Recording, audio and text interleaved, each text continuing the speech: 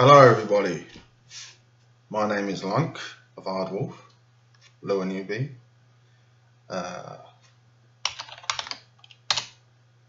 As you can see, I'm going to be covering three main topics in this video regarding MUSHclient and Aardwolf: aliases, variables and triggers. Okay, so let's start with aliases, the most simple of the three. Now, to open the world configuration to get to aliases, you can either go to the file drop down up here in the top left and then click on global preferences. Oh, hang on, world properties. It tells you here, look, Alt plus enter is another way. And it brings this up, the world configuration for Aardwolf. You've got four main categories down the left. Third one down, input, aliases, just here. Click it. These are all my aliases that I have set up. Now, an alias is just a way of sending a set of instructions like you would type, but in shorthand. So you can see, let's find a simple one. I've got a few here for custom exits, like ECR for enter crack. That's a custom exit, so when I find a custom exit that is enter crack, all I have to do is type ECR and off I go. Let me demonstrate with a different one. Let's click add, make a new one. So what I'm actually going to type for the instructions to go through to the mud, let's try test. And I'm going to click in the send box and I'm going to send to the mud as if I was typing it down here. Say hello Aardwolf. And to do multiple commands, all you have to do is start a new line. So you can do say hello Aardwolf, say hello Andalore, and say hello world. Then click OK. So the alias, all we have to type is test, and then it will send these three different instructions. So OK, close. You can see here, type test, and there we go. So that is the ultimate basics of an alias. Now, triggers. A trigger is when you want something to happen when something else happens, like an event. So I have one for setting no EXP for campaign leveling. So when I raise a level, it automatically turns no EXP on.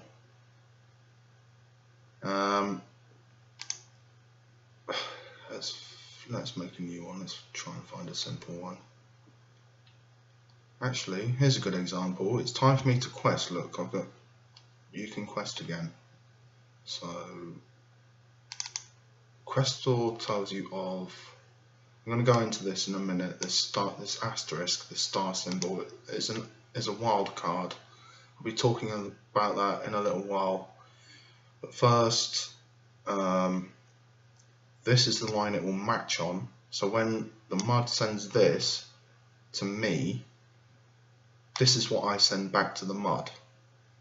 And XRT is a command unique to Winkle Winkle's Search and Destroy. Let's change it to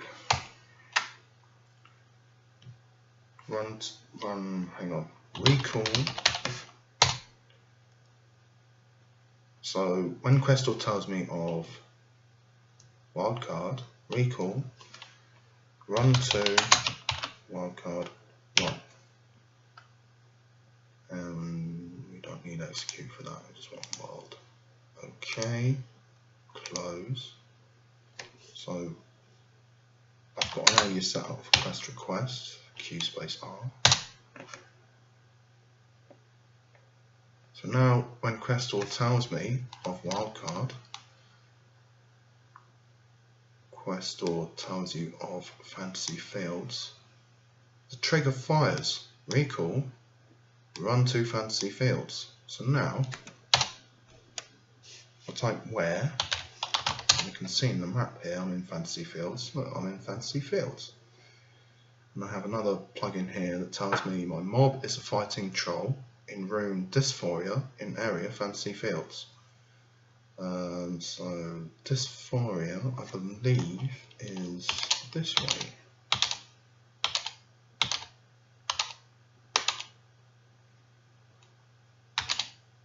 Here we go. Troll. Okay. Kill. Troll. Oops.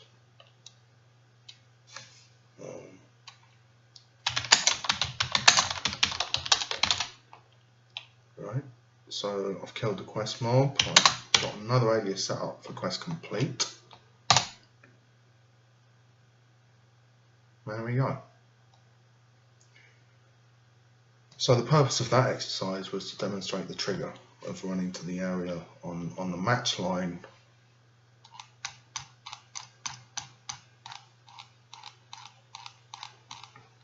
here. Questor tells you your fantasy fields.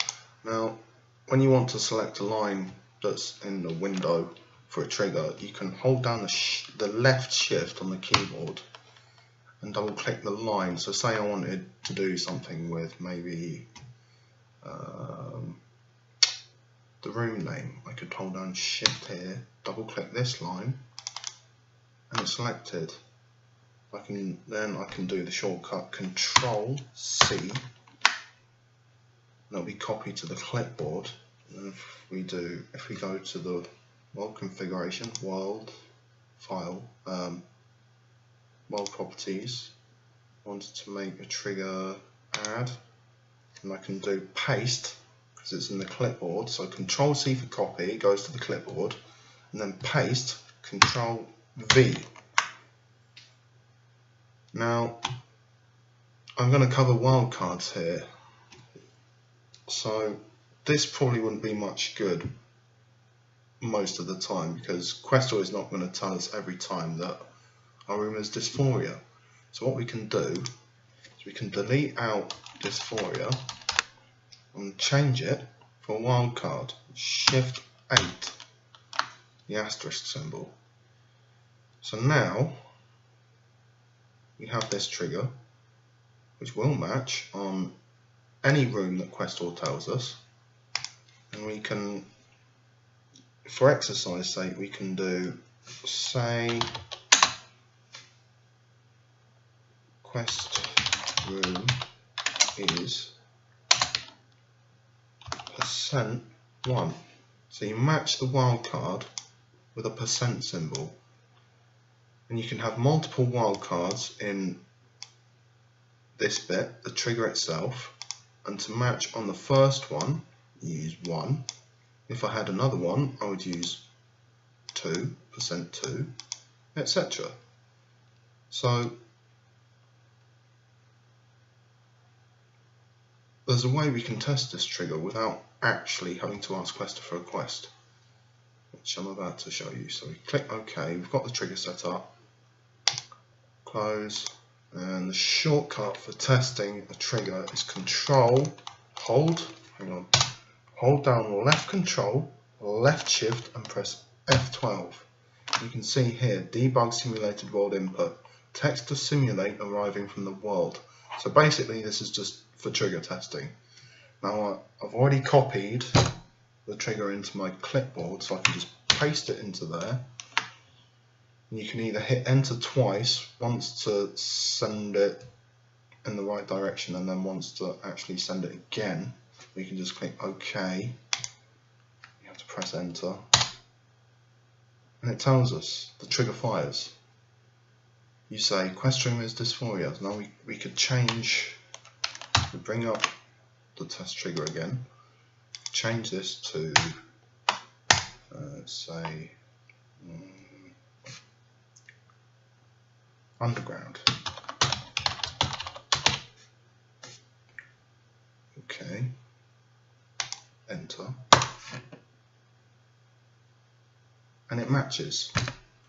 So that's the basics of a wildcard. That's the basics of aliases and triggers. Now I'm going to move on to variables. So this time I'm going to hold down the left Alt key and hit enter for the world configuration. And right at the bottom on the left, under scripting, is variables. Okay, so a variable is like a container, like a little box just for one thing inside. So try and think of it like that. We can click add to make a new variable. Let's call it box, and let's give it what it's going to hold inside the box,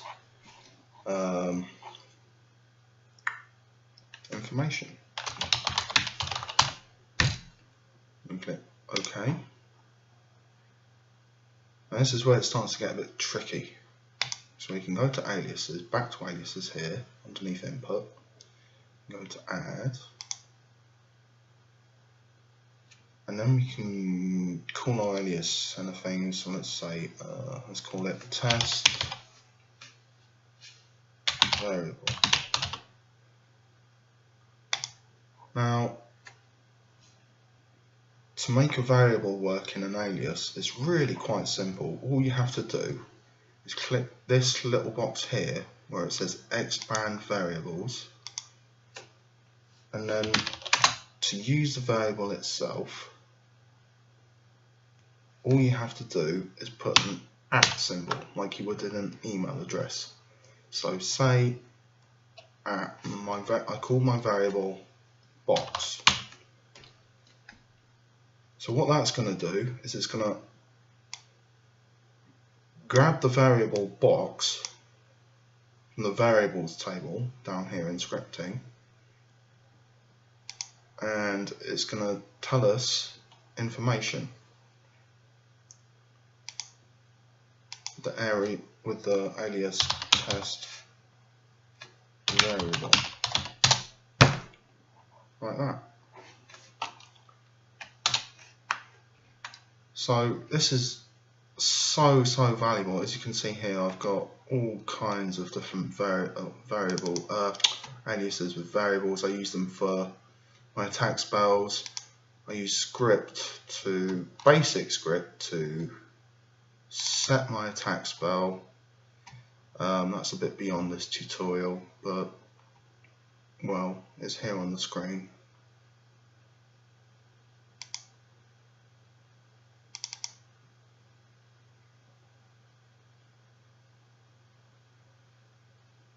Send to script, expand variables.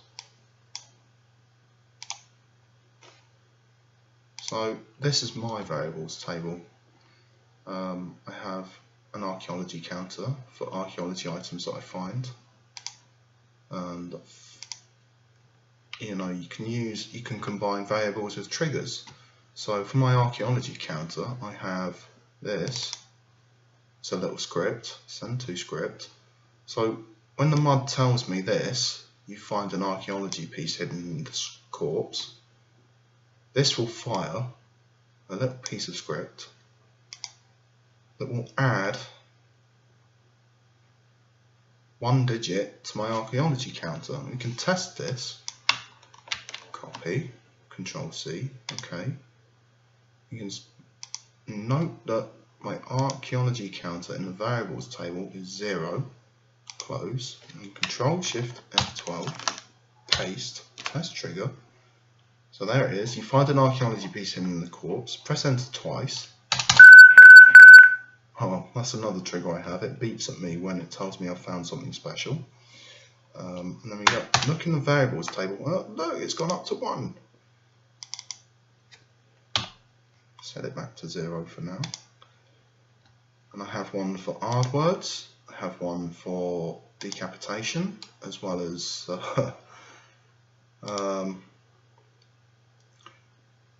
some sound effects.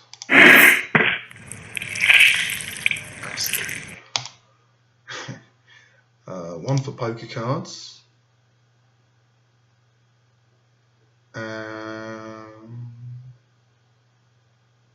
Yeah,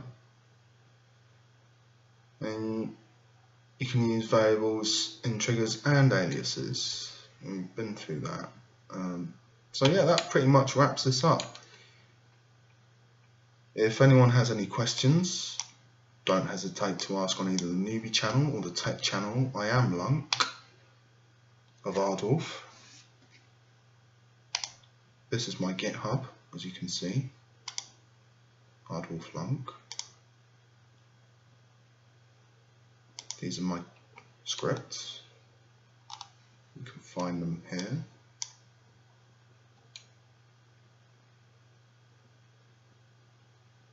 Or